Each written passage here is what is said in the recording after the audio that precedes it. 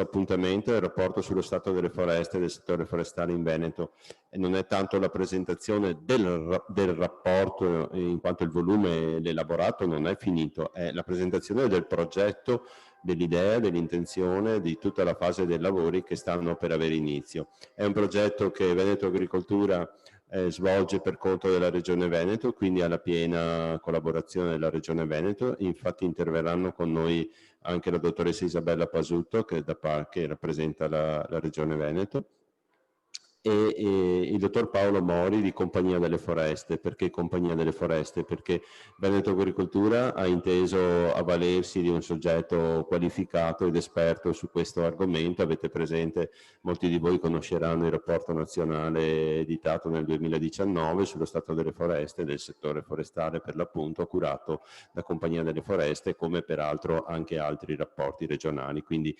per standardizzare, per riuscire ad avere anche subito un risultato, diciamo, il più funzionale possibile, abbiamo inteso avvalerci di questa collaborazione. Quindi andiamo velocissimi per questi manciata di minuti che abbiamo, per cui Isabella, per conto della Regione Veneto, dottoressa Pasutto, se vuoi dire due parole, introdurre un po' tu questa idea di realizzare questo rapporto. Prego Isabella. Sì, cercherò di essere brevissima. Avevo Brevissima. pensato ad altre considerazioni, ma le taglierò. Comunque, niente che dire, diciamo che effettivamente la pubblicazione del primo rapporto sullo stato delle foreste è elaborato dal MIPAF, quindi a livello nazionale, no?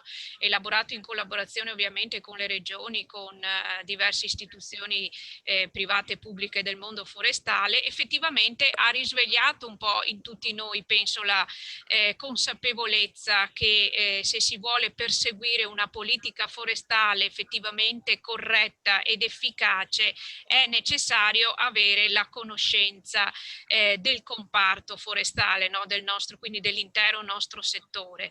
Una conoscenza che diventa un fattore ovviamente imprescindibile per chi è preposto a scelte strategiche di politica forestale, però è anche un dato, cioè è molto importante per far comprendere ai portatori di interesse esterni, quindi a far comprendere ai cittadini perché certe decisioni, certe scelte vengono prese, per superare un po' la logica di vedere solo proprie esigenze, di vedere solo il proprio orticello, ma di far comprendere un significato di politica, di sviluppo e anche di tutela, quindi complessivi.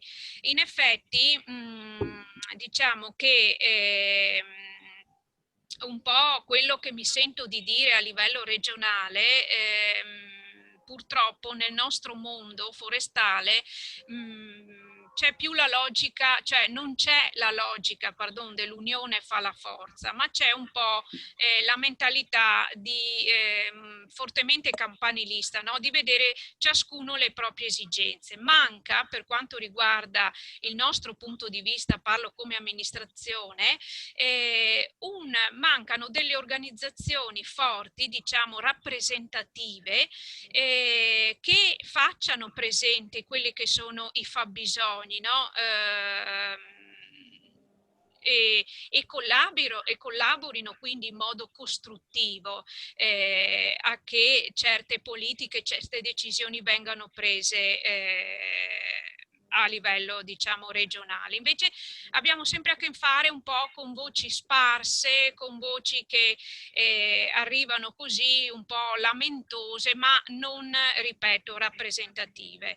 Ed è per questo motivo che si porterà avanti anche nella prossima programmazione comunitaria, mi sto riferendo ai fondi del programma di sviluppo rurale 2021-2027, la formazione di consorzi, in modo tale da superare proprio quello che dicevo prima, il campanilismo, consorzi misti, pubblico-privati, misti, proprietari boschivi, imprese, e che attuino, che si arrivi, cioè che portino a una gestione forestale complessiva, cioè di presa in gestione di interi patrimoni silvopastorali per più annualità, quindi non l'impresetta che mi va a tagliare il singolo lotto, e cercando quindi di andare a recuperare anche i terreni abbandonati o terreni silenti, come sono stati definiti attualmente dal testo unico in materia forestale,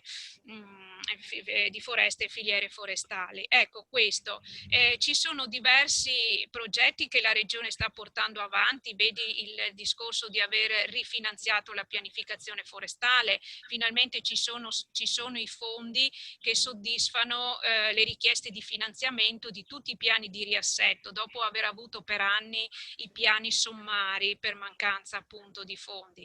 Si sta portando avanti il progetto di redigere le linee guida per la redazione dei piani forestali di indirizzo territoriale, che sono stati riconosciuti a livello di decreto legislativo 34 all'articolo 6.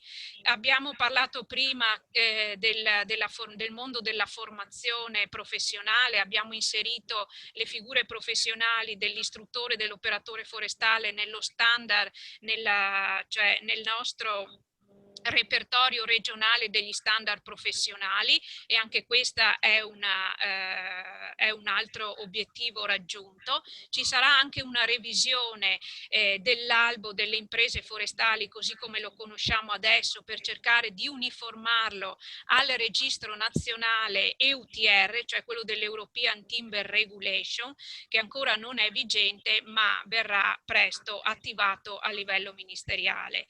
Ci sono parlo anche brevemente della rivisitazione che abbiamo fatto alle prescrizioni di massima e polizia forestale per agevolare i tagli di piccole dimensioni e comunque di semplificare le procedure di autorizzazione ai tagli boschivi in generale, per ridurre il divario tra i territori di montagna e di pianura. A breve vi dico, uscirà pubblicato sul BUR del 18 settembre il bando per la realizzazione di boschi nella pianura veneta, cioè è stata rifinanziata la famosa legge 13 del 2003 e saprete bene che poi tutte le procedure di istruttoria, di ammissibilità e finanziabilità sarà seguita da Veneto Agricoltura. C'è un altro importante aspetto che verrà finanziato dal MIPAF, che è quello della realizzazione a livello nazionale della nuova carta forestale nazionale, perché ci sono regioni che ce l'hanno, regioni che da anni sono completamente assenti. Allora a noi in Veneto una rivisitazione, perché sarà un aggiornamento della nostra carta forestale regionale, è veramente fortemente auspicabile, perché noi abbiamo un dato di superficie forestale di 415.000 ettari circa, basato su una carta che risale al 2006.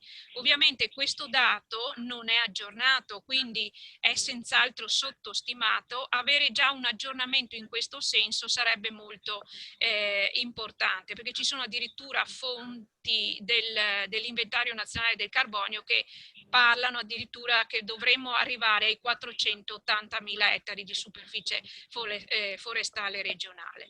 Pochi secondi, Isabella, pochi secondi. In questo contesto proprio di aumento di consapevolezza complessiva, no, sulla valenza del patrimonio quindi forestale, di rinnovata attenzione degli strumenti di politica regionale, cioè è proprio la Regione abbraccia positivamente, è estremamente positiva questa iniziativa di Veneto Agricoltura di elaborare questo rapporto che ci permetta proprio di conoscere il nostro settore. Grazie.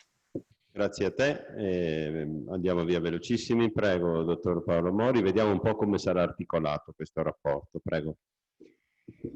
Funziona? Sì, benissimo. Buonasera a tutti. Presento questo rapporto che, come ha detto la dottoressa Pasutto, è in costruzione. Vorrei anche spiegarne il contesto in cui si è maturata questa idea e in cui si colloca questo rapporto.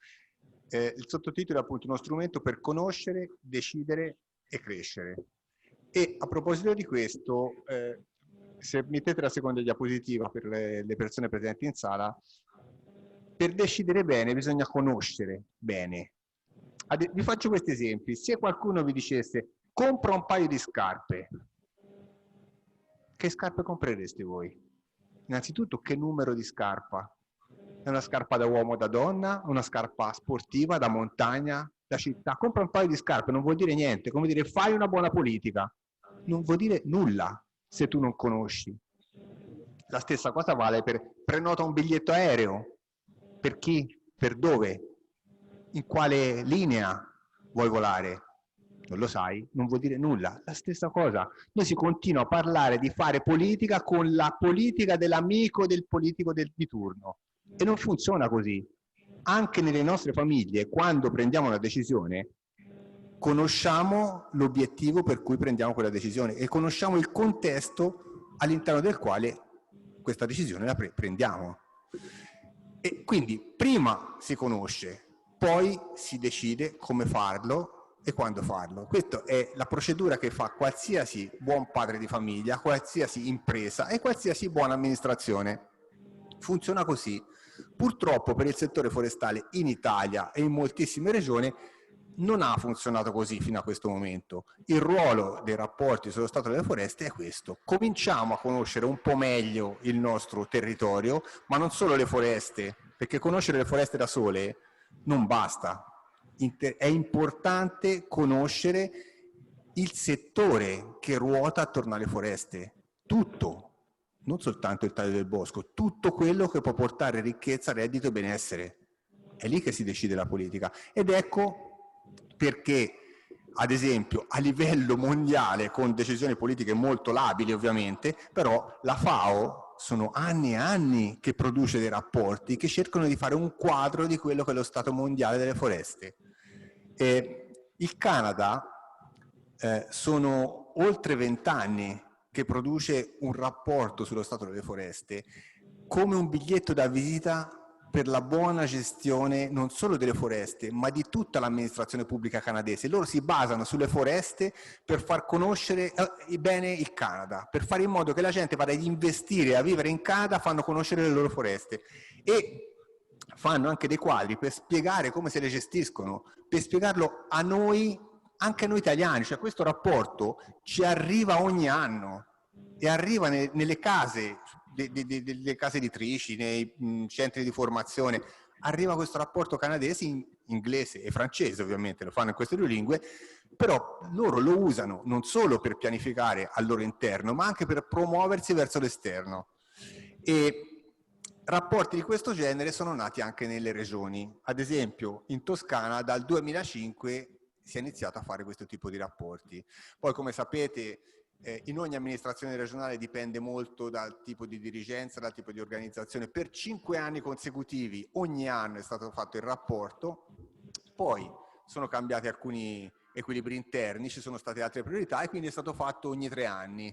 Siamo all'8ª edizione e continua a farlo. Dal 2008 ha cominciato a farlo la Liguria, dal 2010 l'ha fatto la Sicilia, ne ha fatto uno solo per la verità, proprio perché avevano un progetto per poterlo fare e poi dopo questo dimostra che qualche volta si preferisce avere una medaglietta appiccicata alla propria divisa piuttosto che usare uno strumento in maniera continuativa. Questi rapporti funzionano se si ha un quadro dinamico del settore, non una fotografia, perché altrimenti è valida per pochissimo tempo. Invece sappiamo bene che nel nostro settore forestale, e sottolineo settore, non solo foreste, i tempi sono lunghi. I tempi di cambiamento dell'economia e delle opportunità sono lunghi, non basta una fotografia. Con una fotografia meglio che non farla, ma si va poco lontano.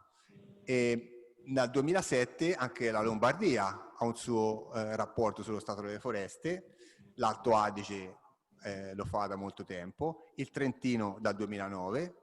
Quindi ecco, questo è un po' il quadro, dopo il Trentino c'è una cartina, perfetto, è un po' il quadro della situazione delle regioni che hanno un rapporto sullo stato delle foreste. Come vedete non sono la maggioranza. Il Veneto dal 2021 inizierà ad avere un proprio rapporto e su quello stiamo lavorando con Veneto Agricoltura e con la regione. Nel 2019 l'Italia ha fatto un rapporto sullo stato delle foreste e del settore forestale, ne ha parlato adesso la dottoressa Pasutto. il Veneto ha dato un bel contributo a questo rapporto, sia direttamente attraverso la dottoressa Pasutta che attraverso il Veneto Agricoltura e attraverso la Regione. La copertina che vedete a destra è il tentativo che secondo me può essere anche efficace dell'Italia di fare esattamente come fa il Canada, avere una sintesi di questo rapporto che mi sembra 16 pagine, bilingue, quindi italiano e inglese, da poter fornire ai partner dei progetti con i quali collabora l'Italia. È solo un primo passo, non siamo al Canada ancora, però ci stiamo avvicinando. Il Veneto, questa è una copertina fasulla, non vi aspettate che sia così, però dovevo far vedere materialmente qualcosa. Il Veneto dal 2021 avrà il proprio rapporto, quindi si unisce a quel gruppetto di regioni che cercano di capire come stanno non solo le proprie foreste, ma il proprio settore forestale in termini di occupazione, di imprenditoria, di mercato, di opportunità. È strutturato in questo modo. Ci saranno alcuni indicatori e un indicatore è un numero o una serie di numeri che vengono rilevati in maniera sistematica, quindi con lo stesso sistema, e periodica. Quindi periodicamente si vanno a fare gli stessi rilievi, e in questo modo si hanno dei grafici, delle tabelle che permettono di capire qual è la tendenza del settore. Sta aumentando l'occupazione? Sta aumentando il prezzo di certi assortimenti? Non si trovano più certi altri assortimenti? Sta aumentando la richiesta di energia da fonti rinnovabili? Queste informazioni sono utili nel momento in cui si decide anche dove orientare le risorse del PSR, perché questo permette in qualche modo di avvantaggiarsi di alcune opportunità e di contrastare delle situazioni invece che non si desidera si sviluppino come si stanno sviluppando. Se non si misurano non si sa. Ci saranno degli approfondimenti, perché non tutti gli argomenti che possiamo trattare saranno dotati di un indicatore, perché un indicatore è qualcosa che, dicevo, deve essere rilevato in maniera sistematica. Quello che abbiamo potuto vedere non solo lo vediamo in Veneto, l'abbiamo visto in Toscana, l'abbiamo visto in Liguria, l'abbiamo visto in Sicilia e l'abbiamo visto per il rapporto sullo stato delle foreste in Italia. Non abbiamo investito soldi per avere dei rilievi di dati specifici per il settore forestale. Li abbiamo sparsi qua e là. Quindi abbiamo magari l'inventario forestale nazionale, abbiamo dei dati dell'INAIL sugli infortuni da un'altra parte, abbiamo dei dati sull'occupazione da un'altra parte, ma sono stati rilevati non per capire come funzionava il settore forestale, sono stati rilevati così in generale. Il rapporto delle foreste li unisce. Gli approfondimenti sono temi in cui questo sistema di rilevazione non è sistematico, quindi potrebbe esserci un progetto nel quale si fanno dei rilievi e fa un quadro della situazione, fa una fotografia, però quel progetto poi si chiude e non verranno fatti altri tipi di rilievo come quello, a meno che non venga attivato un nuovo progetto. Quindi questa è una specie di, non può essere un indicatore, è solo una fotografia che però in mancanza di meglio ci permette di capire in quel momento come sta la situazione. Ci saranno dei focus, quindi dei temi che Regione Veneto e Veneto Agricoltura hanno ritenuto di portare all'attenzione del settore forestale veneto. Poi ci saranno delle interviste a personaggi significativi del Veneto. Questi sono solo esempi, non è, quello che state vedendo non è una bozza del rapporto del Veneto, stiamo costruendola, questi qui sono pezzi di altri prodotti. La domanda è: c'è già tutto? La risposta è ancora no.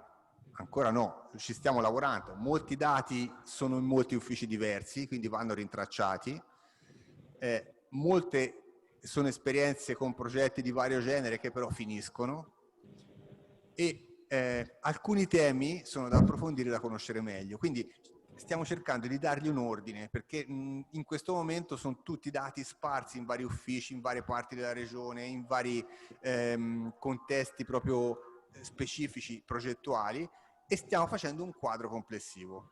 Quindi quello che faremo è che cercheremo il meglio possibile di sapere diciamo quello che c'è da sapere, per raccoglierlo in un unico contenitore che sarà questo rapporto. Il primo passo che faremo per capire dove si può migliorare è proprio questo RAF 2021. Sarà l'edizione 0.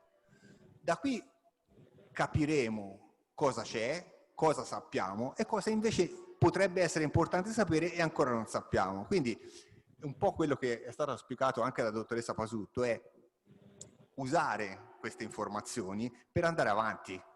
Cioè, nel fare un rapporto di questo genere non ci interessa mettere in evidenza cosa non è stato fatto, ma ci interessa mettere in evidenza quello che sarebbe utile fare per migliorare.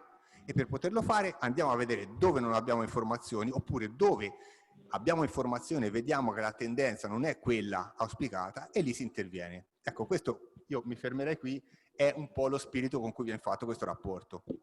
Certo, grazie mille Paolo. Aggiungo solo 2 cose, abbiamo 1 minuto e mezzo ancora.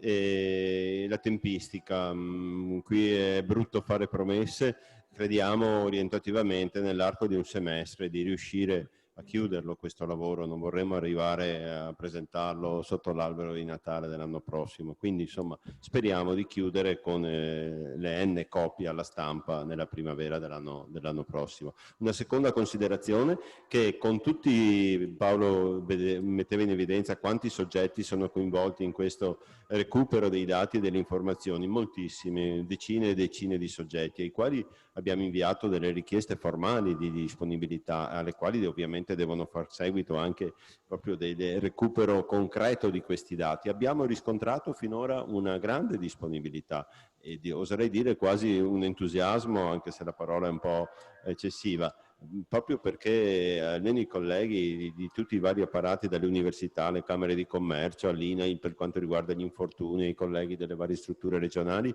sono assolutamente disponibili a fornire questi dati. Quindi ci sono tutte le premesse perché si possa costruire questo lavoro in una maniera positiva e con tutti i requisiti che sono stati sottolineati. Io vi ringrazio tutti. Purtroppo sto guardando un po' la cabina di regia. Abbiamo spazio per qualche domanda, se c'è qualcuno che intende avere qualche chiarimento, qualche domanda. Mi dicevano che alle 5:30 si spengono le luci, esplode la fiera. Dai collegamenti online qualche chiarimento? Qui c'è una domanda, Gabriele, il signore.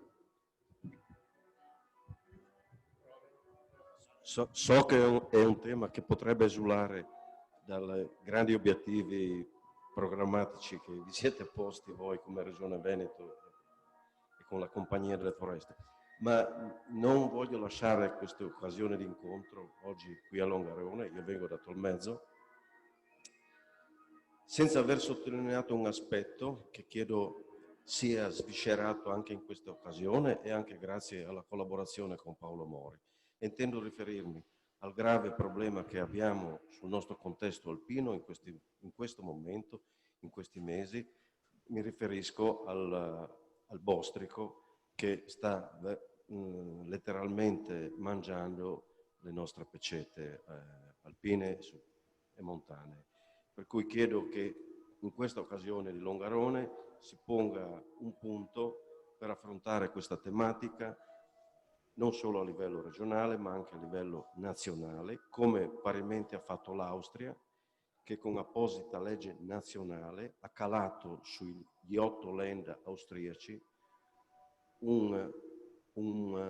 piano, non dico un contributo, ma un monte finanziario per fronteggiare questo problema di 480 milioni di euro, per venire incontro sia ai proprietari forestali privati e pubblici, che sono letteralmente danneggiati, sia alle ditte che lavorano in questo contesto e che spesso dal ricavato del prodotto legnoso non riescono neanche a pagarsi le spese e i costi. Solo questo.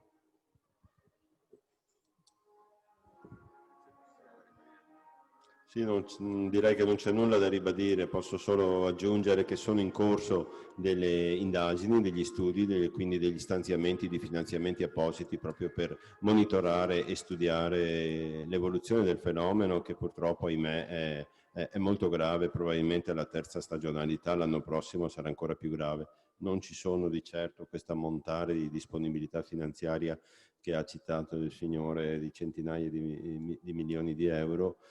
Speriamo, potrebbe essere, sicuramente nel rapporto è contemplato, è preso in considerazione nei vari comparti che abbiamo definito anche l'aspetto fitosanitario, e quindi se disporremo già di qualche dato relativo a queste indagini che citavo, certamente verranno inserite almeno come dato conoscitivo per partire con il piede giusto a fronteggiare un rischio naturale molto cogente e molto pressante. Posso aggiungere una cosa? No, me l'hanno dato, grazie. No, una riflessione che a noi come Compagnia delle Foreste è venuta spesso da fare a proposito dei rapporti sulle foreste. I rapporti sulle foreste da soli non cambiano niente, sono dei dati raccolti che fanno un quadro.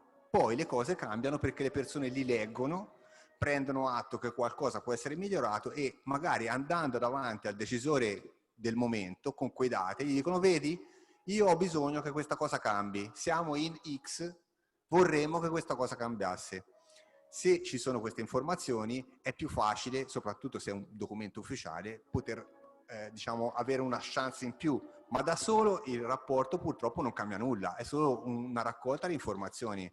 Noi tutte le volte come Compagnia delle Foreste speriamo che invece questo serva, siccome esplora un'ampia gamma di tematiche, ma ampia, se ognuno nel proprio ambito guardasse quello che si sa e cosa può essere migliorato e lo usasse per andare da decisori politici, probabilmente tante cose cambierebbero. Invece talvolta, e vi posso dire per esperienze passate che non riguardano il Veneto chiaramente, c'è un po' la sensazione di dire: ma l'abbiamo fatto questo sforzo, ma guarda che bel librettino che è venuto fuori, c'è tutti questi dati, quanta gente ha collaborato, vedi, ma abbiamo un bel quadro, fine. Così si va poco lontano. Per poter veramente cambiare le cose serve, una volta che si hanno i dati, pur deboli, perché in certi casi sono veramente deboli i dati, sforzarsi di avere dei dati più accurati, ma anche sforzarsi di fare di quei dati un grimaldello per cambiare le cose.